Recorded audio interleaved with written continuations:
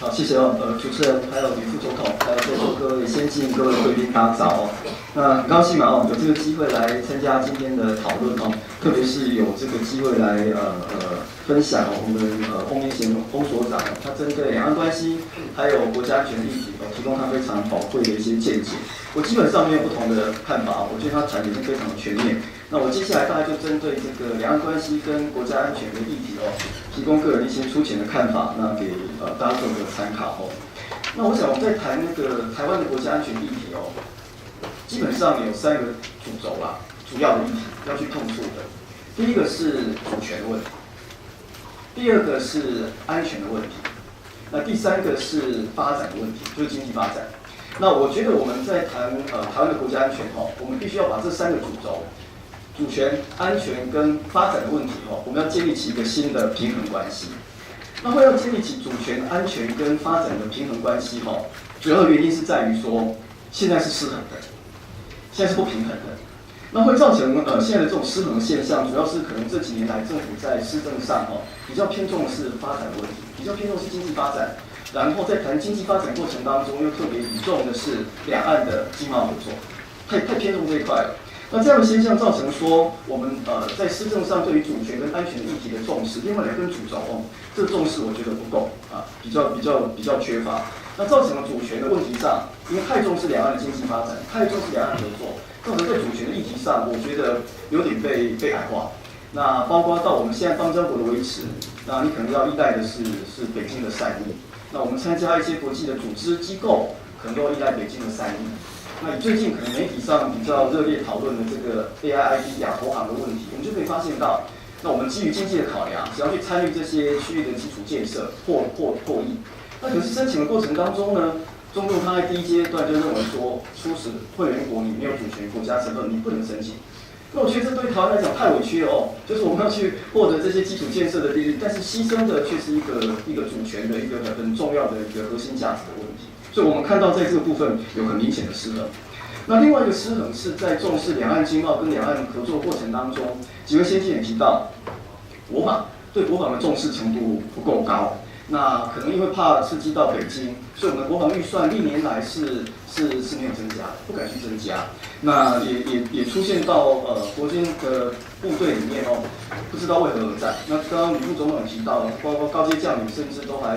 出现共谍案这么严重的事情。那我相信这不是马总统主观上希望有这样的结果，一个民选总统我不相信有人希望造成这样的结果。可是问题是他的政策客观上造成这样的事实。那这个是我们在看整个台湾在主权、安全跟发展这3个议题上严重失衡的一个状况，所以我们要重新建立起一个平衡关系，那避免到在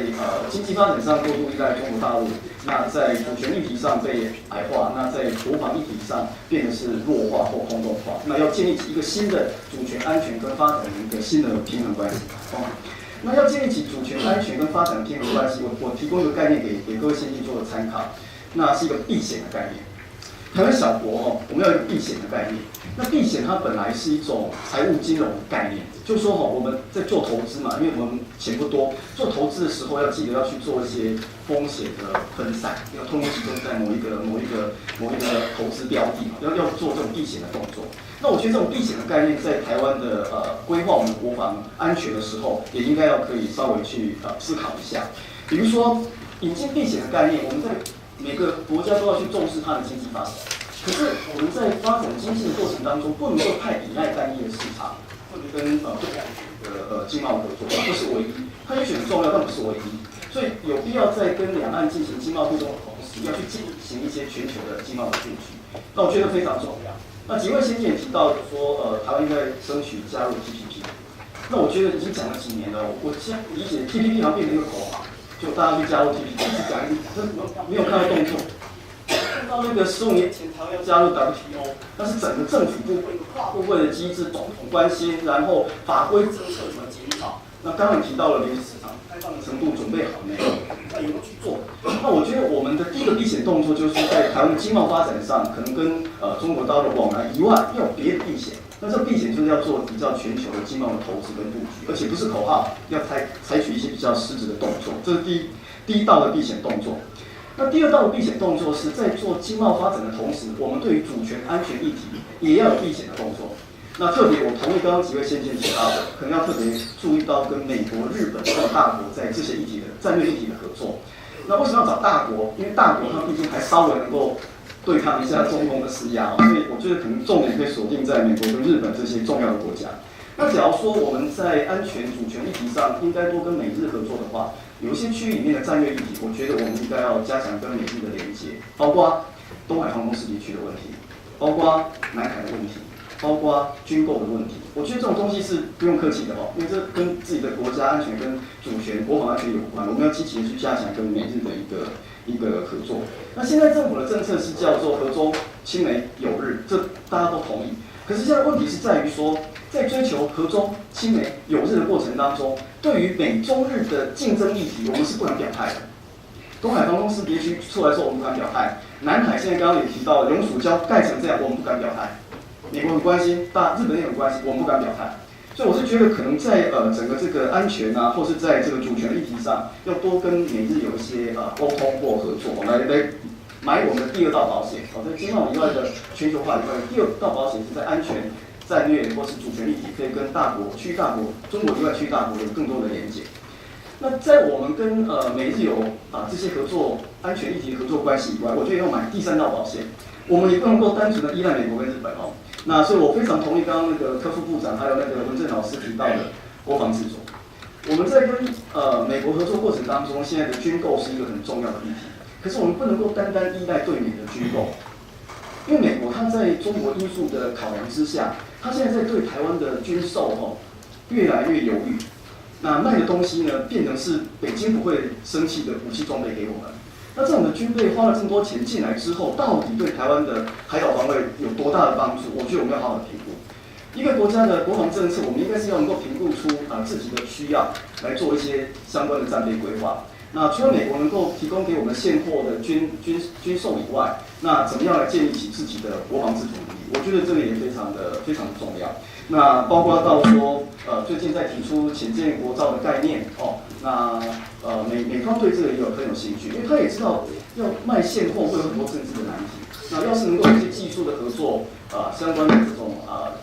经验的交流，对他的国防实力也不是坏事那所以我觉得这也是可以去我们在思考国防自主议题上可以去推展的。那副部长刚刚也提到那个日本现在通过了这个防卫装备出口3原则，我觉得这是一个很好的跟日本发展一些合作的切入点。你要让日本卖台湾武器现货也不容易，但至少可以有一些国防相关技术的民用技术的交流，那来建立起我们自己国内那在国防产业的一些基础那刚好像文正老师也提到那个失败主义，我觉得台湾真的在看这个问题不应该有失败主义。我举个例子欧亚大陆亚洲这边我们看到的是有中国的崛起的效应，我们再看欧亚大陆的欧洲这边有俄国重新崛起的效应。你看在北欧国家里面的国家的一些战略选择很有趣。在波罗的海三小国，他们脱离了俄国苏联之后，你看他们现在加入北约，寻求自己的安全。然后我们看到的有芬兰，芬兰在冷战的时候是对苏联进行护从的，有芬兰化的现象。可是你看到北约还有一个国家叫瑞典，瑞典这个国家呢，它很强调它的国防自主，国防产业非常的强大。大家看瑞典人口不到1000万，人口规模比我们还小，只有我们的一半。那它的经济的规模也没有比我们强多少。可是从冷战几10年以来，它就奠定了非常强大的一个国防自主的产业。那我觉得这就是一个很好的 model， 不一定说你说瑞典碰到俄国、苏联，当然压力很大，可是人家还是找到了一个在国防发展上的一个还不错的方向。那我觉得这也是一个很好的点跟范例可以让我们在思考国防自主的过程当中可以来参考的。所以我最后总结来讲，就是说我们要思考这个两岸关系跟国家安全议题要建立起主权、安全、发展这3个重点议题的一个新的平衡关系，扭转现在的失衡状态。那第二个就是引进避险的概念，用多重的避险。经贸上不应该过度依赖单一市场，应该要做全球的布局。第一道避险，第二道避险是在做经贸发展过程当中，我们的主权安全要跟国际社会有更多的连结合作，包括在战略议题上。第3道避险，我们在跟美日合作过程当中，也要强化自己的国防自主的能力。那我觉得这是一个小的国家在做国家级规划可以思考的方向。那以上的意见呢，提供给大家参考，也请大家指教，谢谢。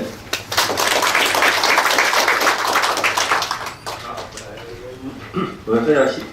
感谢蔡教授给我们提供很好的建议。从几个方向思考出一个国家安全今天第一场的国防安全呢，有个3个主题，也已经有一些主讲人也报告完毕了，评论也评论得非常好。那接下来就我们针对国防安全这个主题呢，那我们开放给我们与会的各位贵宾或者专家学者，看看针对相对的咱今日国防安全有关的政策啦，甲区域合作啦，以及甲两岸关系、甲国家安全这问题，大家有啥个看法？或者是有啥个你哋听完了后啦，有啥个问题，要来请教因遮专家，下面客气，来请，你注意来请，来。